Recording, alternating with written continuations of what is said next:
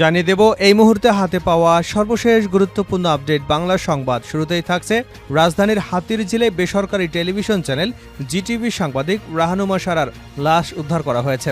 মঙ্গলবার দিবাগত রাত 12:30টার দিকে তার লাশ উদ্ধার করা হয়। মৃত্যুর আগে ফেসবুক পোস্টে যা লিখেছেন সাংবাদিক সারা। এবারে জানাবো রক্ষকই যখন ভক্ষক। পুরো ব্যাংক খাতে রক্ষক ছিলেন যিনি, তিনি শুধু বড় বড় লুটেরাদের অপকর্মের দোষরই ছিলেন না, নিজেও ভক্ষকের ভূমিকায় অবতীর্ণ হয়েছিলেন। তিনি বাংলাদেশ ব্যাংকের সাবেক গভর্নর আব্দুর রউফ তালুকদার। শেখ হাসিনা সরকারের আমলে কেন্দ্রীয় ব্যাংকের দ্বাদশ গভর্নর হিসেবে 22 সালের 11 জুন আব্দুর রউফ তালুকদারকে নিয়োগ দেওয়া হয়। প্রসঙ্গত, আব্দুর রউফই একমাত্র গভর্নর যিনি সরকার পরিবর্তনের পর থেকেই পালিয়ে বেড়াচ্ছেন এবং পলাতক অবস্থায় থেকেই পদত্যাগপত্র জমা দিয়েছেন। ব্যাংক খাতে অনিয়ম, দুর্নীতি এবং লুটপাট ও অর্থ পাচারের যোগসাজশের অভিযোগে তাকে গ্রেপ্তারের দাবি জোরালো হচ্ছে। জানাবো আওয়ামী লীগ নেতা অস্ত্রসহ গ্রেপ্তার। কক্সবাজার মহেশখালী উপজেলার ধলঘাটা ইউনিয়ন পরিষদের চেয়ারম্যান ও উপজেলা আওয়ামী লীগের নেতা আহসানুল্লাহ বাচ্চুকে অস্ত্রসহ আটক করেছে বাংলাদেশ নৌবাহিনী। আজ সকালে ধলঘাটা ইউনিয়নের মহুরিঘুনা এলাকার একটি সাইক্লোন সেন্টার ভবন থেকে তাকে গ্রেপ্তার করা হয়। এদিকে আওয়ামী লীগের নিবন্ধন বাতিলের বিরুদ্ধে অবস্থান সরকারের। রাষ্ট্রের প্রধান আইন কর্মকর্তা আসাদুজ্জামান বলেছেন, কর্তৃত্ববাদী আওয়ামী লীগ সরকারের যেসব নেতাকর্মী অপরাধে জড়িয়েছেন তাদের বিচারের ব্যাপারে কোনো দ্বিমত নেই। তাদের অপরাধের বিচার রাষ্ট্র করবে, কিন্তু সেই অপরাধের বিচারের সঙ্গে আওয়ামী লীগের নিবন্ধন বাতিল করতে হবে, এটা অন্তর্বর্তীকালীন সরকার মনে করে না। সংবিধান এবং মুক্তিযুদ্ধের চেতনাও তা সমর্থন করে না। জানিয়ে দেব প্রধান উপদেষ্টার বক্তব্যে আমরা সন্তুষ্ট, দ্রুত নির্বাচনের ব্যবস্থা করুন। দ্রুত নির্বাচনের ব্যবস্থা করতে অন্তর্বর্তী সরকারের প্রতি আহ্বান জানিয়েছেন 12 দলীয় জোটের মুখপাত্র ও বাংলাদেশ এলডিপির মহাসচিব শাহাদাত হোসেন। এ সময় তিনি ভারতের সঙ্গে অভিন্ন নদীর পানির হিস্যা আদায়ে আইনি পদক্ষেপ নিতেও সরকারের প্রতি আহ্বান জানান। এবং সর্বশেষ জানাবো আন্তর্জাতিক সংবাদ।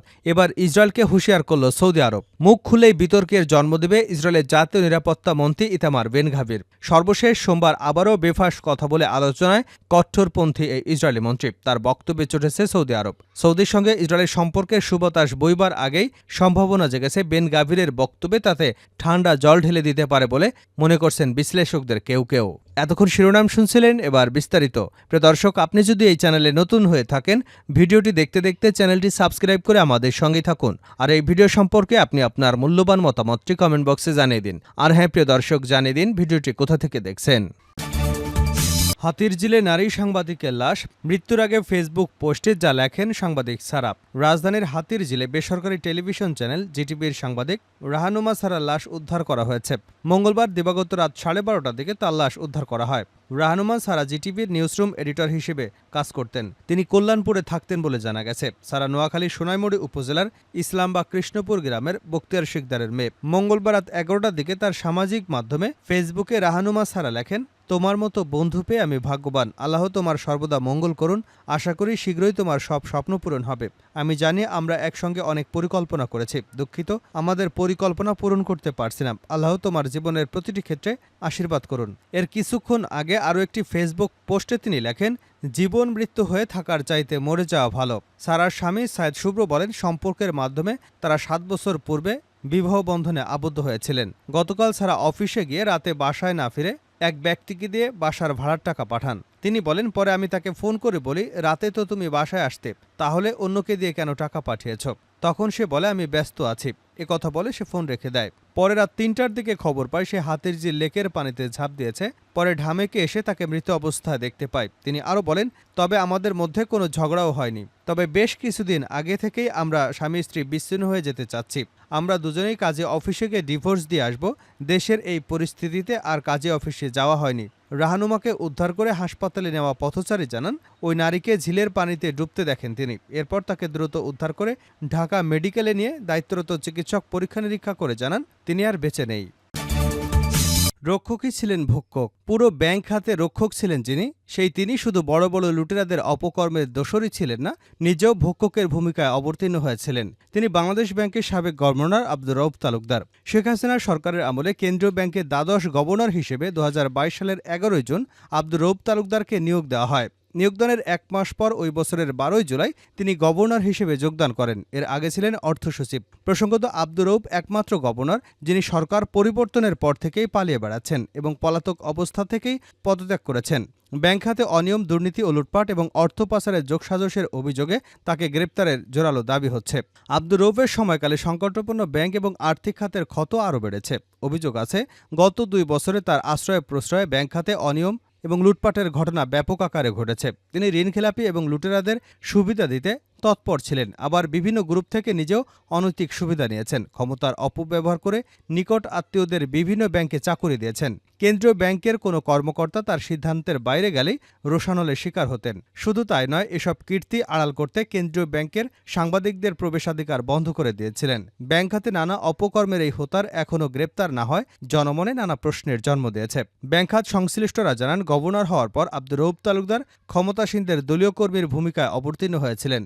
ব্যাংক খাতে নেওয়া তার সকল সিদ্ধান্তই ছিল রাজনৈতিক প্রভাবিত। তিনি চিহ্নিত ব্যাংক লুটেরাদের সহযোগী হিসেবে ভূমিকা রেখেছেন। এ কারণে সরকার পতনের পর প্রকাশ্যে আসার সাহসটুকু তিনি দেখাতে পারেননি। আত্মগোপনে থেকেই পদত্যাগপত্র পাঠান অন্তর্বর্তীকালীন সরকারের কাছে। আওয়ামী লীগ নেতা অস্ত্রসহ আটক। কক্সবাজারের মহেশখালী উপজেলার ধলঘাটা ইউনিয়ন পরিষদের চেয়ারম্যান ও উপজেলা আওয়ামী লীগ নেতা আহসান উল্লাহ বাচ্চুকে অস্ত্রসহ আটক করেছে বাংলাদেশ নৌবাহিনী। আজ মঙ্গলবার সকালে ধলঘাটা ইউনিয়নের মোহরিঘোনা এলাকার একটি সাইক্লোন শেল্টারের ভবন থেকে তাকে আটক করা হয়। এ বিষয়ে নৌবাহিনীর কন্টিনজেন্ট কমান্ডার হায়দার আলী বলেন, ধলঘাটা ইউনিয়ন পরিষদের চেয়ারম্যান বাচ্চু দীর্ঘদিন ধরে মুহুরিগোনা সাইক্লোন শেল্টারে অবস্থান করছেন এবং একটি আস্তানা গড়ে তোলেন। সাইক্লোন সেন্টারকে সন্ত্রাসীদের আখড়া এবং টর্চার সেল হিসেবে ব্যবহার করার অভিযোগ রয়েছে তার বিরুদ্ধে। আজ সকালে নৌবাহিনীর সদস্যরা ওই সাইক্লোন শেল্টারে চেয়ারম্যানের অবৈধ আস্তানা উচ্ছেদে অভিযান চালায়। এ সময় বাচ্চুকে আটক করা হয়। তারপর আস্তানায় তল্লাশি চালিয়ে দেশীয় তৈরি একটি আগ্নেয়াস্ত্র এবং গুলি ও অন্যান্য অস্ত্র উদ্ধার করা হয়েছে। তিনি আরও বলেন, অভিযান শেষে ফেরার সময় উচ্ছৃঙ্খল বাসিন্দারা নৌবাহিনীর সদস্যদের উপর হামলা চালিয়ে বাচ্চুকে ছিনিয়ে নেবার চেষ্টা করে। তখন নৌবাহিনীর সদস্যরা ফাঁকা গুলি বর্ষণ করলে তারা পালিয়ে যায়। বাচ্চুকে মহেশখালী থানায় সোপর্দ করা হয়েছে।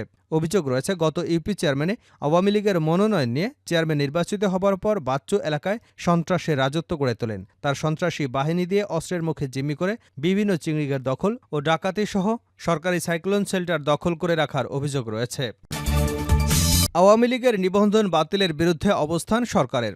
রাষ্ট্রের প্রধান আইন কর্মকর্তা আসাদুজ্জামান বলেছেন, কর্তৃত্ববাদী আওয়ামী সরকার যেসব নেতাকর্মী অপরাধে জড়িয়েছেন তাদের বিচারের ব্যাপারে কোনো দ্বিমত নেই। তাদের অপরাধের বিচার রাষ্ট্র করবে, কিন্তু সেই অপরাধের বিচারের সঙ্গে আওয়ামী লীগের নিবন্ধন বাতিল করতে হবে এটা অন্তর্বর্তীকালীন সরকার মনে করে না। সংবিধান এবং মুক্তিযুদ্ধের চেতনা তা সমর্থন করে না। আওয়ামী লীগের নিবন্ধন বাতিলের বিরুদ্ধে সরকারের অবস্থান। তিনি বলেন, অন্তর্বর্তীকালীন সরকার নাগরিকের অধিকার, গণতন্ত্র পুনরুদ্ধার, মানুষের মত প্রকাশের স্বাধীনতা নিশ্চিতে দায়িত্ব নিয়েছে। সেই জায়গায় দাঁড়িয়ে সরকার একটি রাজনৈতিক দলের নিবন্ধন বাতিলের প্রক্রিয়াকে সমর্থন করবে না। আওয়ামী লীগের নিবন্ধন এবং নিবন্ধন বাতিলের নির্দেশনা যে করা রিটের শুনানিতে এসব কথা বলেন অ্যাটর্নি জেনারেল। বিচারপতি এ কে এম আসাদুজ্জামান ও বিচারপতি মোহাম্মদ মাহবুবুল আলম হানিফের দ্বৈত হাইকোর্ট বেঞ্চ গতকাল মঙ্গলবার রিটটি শুনানি করে। রিটকারীর পক্ষে সময় আবেদন 1 সেপ্টেম্বর, পরবর্তী শুনানির তারিখ নির্ধারণ করেছেন আদালত। শুনানিতে অ্যাটর্নি জেনারেল বলেন, আওয়ামী লীগের বিরুদ্ধে এই রিট আবেদনে দায়ের করা হয়েছে, অথচ সেই রিটে আওয়ামী লীগকে বিবাদী করা হয়নি। এদিকে একজনকে শাস্তি দেবেন অথচ তাকে নোটিশ করে তার বক্তব্য শুনবে না, এটা তো হতে পারে না। আদালতের উদ্দেশ্যে অ্যাটর্নি জেনারেল বলেন, রাজপথের রাজনীতি আদালতে টেনে আনা উচিত হবে না। অতীতে সুপ্রিম কোর্টে জনস্বার্থের মামলার নামে সংবিধানের 102 অনুচ্ছেদে দেওয়া ক্ষমতার অপব্যবহার হয়েছে। আমরা চাই এই অপব্যবহার বন্ধ হোক। উপমহাদেশের প্রখ্যাত গীতিকার সুরকার সলিল চৌধুরী, গণসংগীত বিচারক, তোমার বিচার করবে যারা, আজ জেগেছে সেই জনতা উচ্চারণ করে আসাদুজ্জামান বলেন, এই মর্মবাণী প্রয়োগ হচ্ছে আগস্টের গণঅভ্যুত্থানে। তখন বিচারপতির বাসভবন আক্রমণ হয়েছে, তখন পতন হয়েছে কর্তৃত্ববাদী সরকারের। এই সুপ্রিম কোর্টে কোনো আঘাত এলে সেই আঘাত আমাদের হৃদয়ে লাগে, রক্তক্ষরণ হয়। সুপ্রিম কোর্টের উপর কোনো প্রেক্ষাপটে এমন আঘাত এলে সেটা সবাইকে মাথায় রাখতে হবে। শুনানিতে অ্যাটর্নি জেনারেল বলেন, আদালতের মানসম্মান এবং ভাবমূর্তি সমুন্নত রাখার দায়িত্ব শুধু আইনজীবী বা জনগণের নয়, আদালতেরও দায়িত্ব আছে। আদালত যদি এমন কোনো কাজ করে এবং তার পরিপ্রেক্ষিতে আদালত সম্পর্কে মানুষের মনে নেতিবাচক ধারণার জন্ম হয়, তাহলে সেই বিচারক আদালত অবমাননার দোষে দোষী হতে পারেন। রাষ্ট্রের প্রধান আইন কর্মকর্তা বলেন, আমরা নাগরিক ও রাজনৈতিক অধিকার, সংগঠন করা এবং কথা বলার অধিকার, আইনের আশ্রয় লাভের অধিকার হরণ করতে চাই না। সংবিধানের 3য় ভাগে মৌলিক অধিকার হিসেবে যেসব বিষয় উল্লেখ করা হয়েছে সেটা আমরা সমুন্নত রাখতে চাই। যাদের লাখ লাখ নেতাকর্মী তাদের অনেকেই গত 15 বছরে হালুয়া রুটির ভাগ পায়নি, অনেকেই আবার এই হালুয়া রুটি চায়নি। যেসব ভালো নেতাকর্মী যদি আওয়ামী লীগের আদর্শ অনুসরণ করে সংগঠন করতে চায়, সেটাকে আমি বা আমরা বাধা দিতে পারি না। ইসরায়েলকে হুঁশিয়ার করল সৌদি আরব। মুখ খুলেই বিতর্কের জন্ম দেবে ইসরায়েলের জাতীয় নিরাপত্তা মন্ত্রী ইতামার বেন গাভির। সর্বশেষ সোমবার আবারও বেফাঁস কথা বলে আলোচনায় কট্টরপন্থী এই ইসরায়েলি মন্ত্রী। তার মন্তব্যে চটেছে সৌদি আরব। সৌদির সঙ্গে ইসরায়েলের সম্পর্কের সুবাতাস বইবার যে সম্ভাবনা জেগেছে, বেন গাভিরের বক্তব্য তাতে ঠান্ডা জল ঢেলে দিতে পারে বলে বিশ্লেষকের কেউ কেউ মনে করছেন। মুসলিমদের তৃতীয় পবিত্রতম স্থান আল আকসা, প্রায় সেখানে ঢুকে পড়ে ইসরায়েলিরা। বেন গাভির নিজেও জোর করে আল আকসা প্রাঙ্গণে ঢুকে পড়া নজির রয়েছে। সোমবার ইসরায়েলি এই মন্ত্রী বলেন, পশ্চিম জেরুজালেমে আল আকসা মসজিদ প্রাঙ্গণে সুযোগ পেলে ইহুদি উপাসনালয় নির্মাণ করবেন তিনি। তার এমন বক্তব্যের পর মুসলিম দেশগুলো সমালোচনায় বিদ্ধ হচ্ছে ইসরায়েল। আর্মি রেডিওকে বেন গাভির বলেন, সম্ভব হলে তিনি আল আকসা প্রাঙ্গণে সিনাগগ নির্মাণ করবেন। তিনি আরও বলেন, আমার চাওয়া অনুযায়ী যদি সবকিছু করতে পারতাম, তাহলে সেখানে একটি ইসরায়েলি পতাকা লাগাতাম। ইসরায়েলি মন্ত্রীর এমন বক্তব্যের প্রতিবাদ জানিয়েছে জর্ডান, সৌদি আরব সহ আরও অনেকেই। ইসরায়েলের সরকারের নীতিমালা নিয়েও এখন প্রশ্ন উঠেছে। সৌদি পররাষ্ট্র মন্ত্রণালয় এক বিবৃতিতে জানিয়েছে, রিয়াদ এমন চরমপন্থীমূলক এবং জ্বালাময়ী বক্তব্য স্পষ্টভাবে প্রত্যাখ্যান করেছে। বিশ্বজুড়ে মুসলিমদের অনুভূতিতে আঘাত দেবার বিবৃতিকেও প্রত্যাখ্যান করেছে সৌদি আরব। আল আকসা মসজিদ ঐতিহাসিক এবং আইনি স্ট্যাটাস কোর উপর জোরারোপ করা উচিত। আর যেসব ইসরায়েলি কর্মকর্তা আন্তর্জাতিক আইন বা নিয়মনীতি লঙ্ঘন করেছে, তাদের জবাবদিহিতার আওতায় আনার আহ্বান জানাচ্ছি। ওয়াকফের মাধ্যমে টেম্পল মাউন্টের দেখভালের দায়িত্ব জর্ডানের উপর অর্পিত। ইসরায়েলি মন্ত্রীর এই বক্তব্যের পর জর্ডান জানায়, এই স্থান কেবল মুসলিমদের একার ধর্মীয় ইবাদতের জন্য নির্দিষ্ট। এমনকি বেন গাভিরকে চরমপন্থী মন্ত্রী বলেও বর্ণনা করেছে জর্ডানের পররাষ্ট্র মন্ত্রণালয়। তারা জানায়, পবিত্র স্থানে হামলা ঠেকাতে প্রয়োজনীয় সব ব্যবস্থা নেবে জর্ডান। আর এসব হামলার ঘটনা আন্তর্জাতিক আদালতে মামলাও করা হবে। মুসলিম দেশগুলোকে সমালোচনার মুখে বিবৃতি দিতে বাধ্য হয় ইসরায়েলের প্রধানমন্ত্রী বেঞ্জামিন নেতানিয়াহুর অফিস। তারা জানায়, টেম্পল মাউন্টের স্ট্যাটাস কোরের এরকম পরিবর্তন হয়নি। এমনকি ইসরায়েলি সরকারের মন্ত্রীদের তোপের মুখে পড়তে হয়েছে বেন গাভিরকেও। বিশেষ করে জোট সরকারে থাকা হারিদি সম্প্রদায়ের মন্ত্রীরা বেন গাভিরের কড়া সমালোচনাও করেছেন।